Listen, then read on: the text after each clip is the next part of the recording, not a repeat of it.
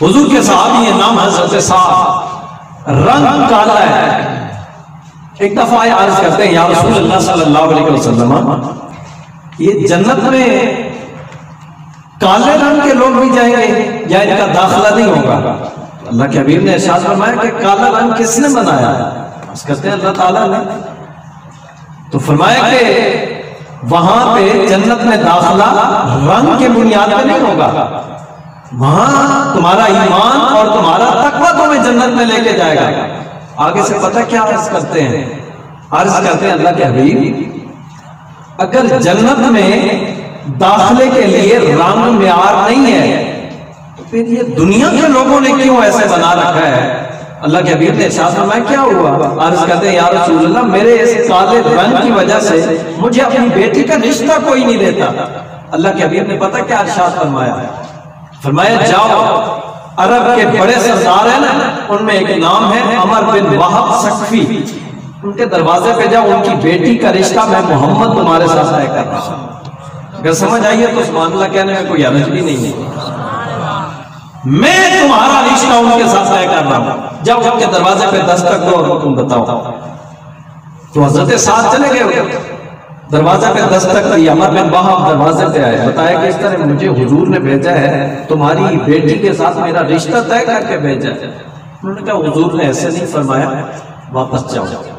दरवाजा बंद कर दिया, वो अंदर चले गए और ये फिर हुजूर की बारगाह में।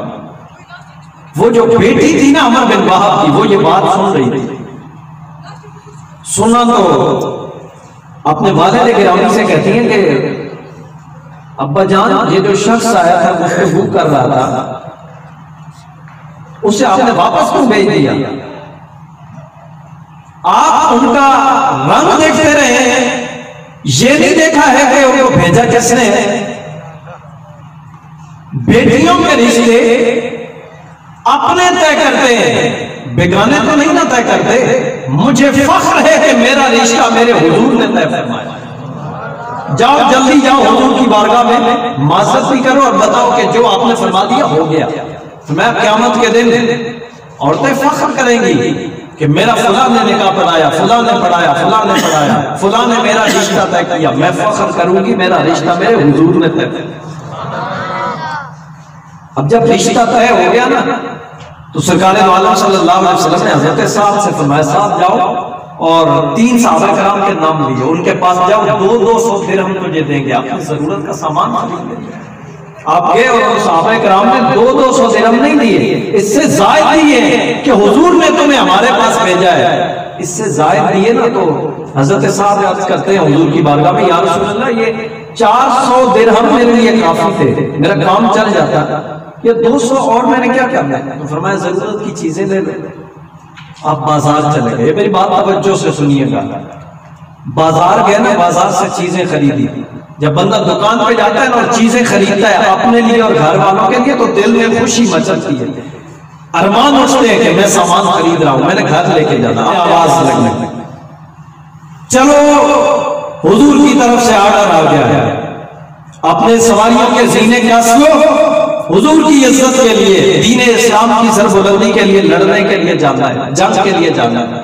हजरत साहब ने कपड़े वहीं पे रख दिए। अब हजरत साहब आ गए घर में, सवारी ली, अपने मामलात पूरे किए। जो काफिला जा रहा था ना, उसमें नकाब ओढ़ के उस काफिले में शामिल हो गए।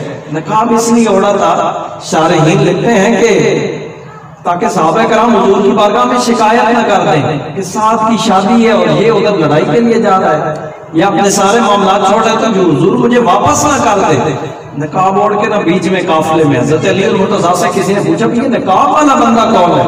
ना फरमाया ये भी कोई अल्लाह का राज है। जंग शुरू हो गई, थोड़ी देर गुजरी ना तो ऐलान हो गया हजरत साहब शहीद हो गए। शहीद हुए तो सुनो, फिर बाजार में खरीदो फरोख्त को छोड़ के गए थे, शादी के मामला मुकम्मल हो चुके थे, रिश्ता तय हो चुका था, मेरे हुजूर ने तय फरमाया, पैसे पूरे थे, लेकिन हुजूर की इज्जत के लिए वहां पे गए और वहां पे शहीद हो गए। अब देखिए हुजूर की बारगाह से नवाज साहब कैसे होती है। मैं और आप समझते हैं कि हमारे पास टाइम नहीं है, हम मसरूफ बहुत ज्यादा है, हमारे अपने काम बहुत ज्यादा होते हैं। जब ऐसी महफिल होती है ना, तो कितने कितने ऐलान होते हैं। आपको पता है बैलों का जलसा हो तो किस दौड़ के साथ जाते हैं, 6-6 बंदों को पैगाम पहुंचाते हैं, चलो मैं सवारी का इंतजाम कर दूं, मेरे साथ जरूर जाना बैलों का जलसा। क्रिकेट का मैच हो तो पूरे मोहल्ले में सदा लगाते हैं, मेरे साथ कौन कौन जाएगा, सवारी का बंदोबस्त मैं करूंगा। लेकिन कभी यह काम हुजूर की इज्जत के लिए भी किया? सुनो हुजूर के सहाबा ने मुझे और आपको क्या दर्द दिया है। हजरत साद जब शहीद हो गया ना, तो हुजूर ने फरमाया साद को उठा के मेरे पास ले, इधर देखे मेरी तरफ तवज्जो रखे। हजरत साद को हुजूर के करीब लाया गया ना, तो अल्लाह के महबूब ने हजरत साद का सर अपनी गोद में रखा। अब मैं और आप तो महफिल में बैठे हैं और झूम रहे हैं, शुक्र है अल्लाह ने अपने महबूब की महफिल में बुलाया। कितने मुकद्दर का सितारा है हजरत साद, जिनका सर अल्लाह के महबूब ने अपनी गोद में रखा हुआ। पता क्या फरमाते हैं, चश्माने नबूवत से आंसू छम छम बरस रहे हैं। फरमाते साद तेरे ऊपर अल्लाह और उसका रसूल राजी हो गया। हजरत अबू ज़र गफारी पास खड़े थे, वो फरमाते हैं मुझे रश आ रहा था कि काश आज हजरत साद की जगह गफारी होता। हुजूर बार बार ये आवाज लगाते कि गफारी तेरे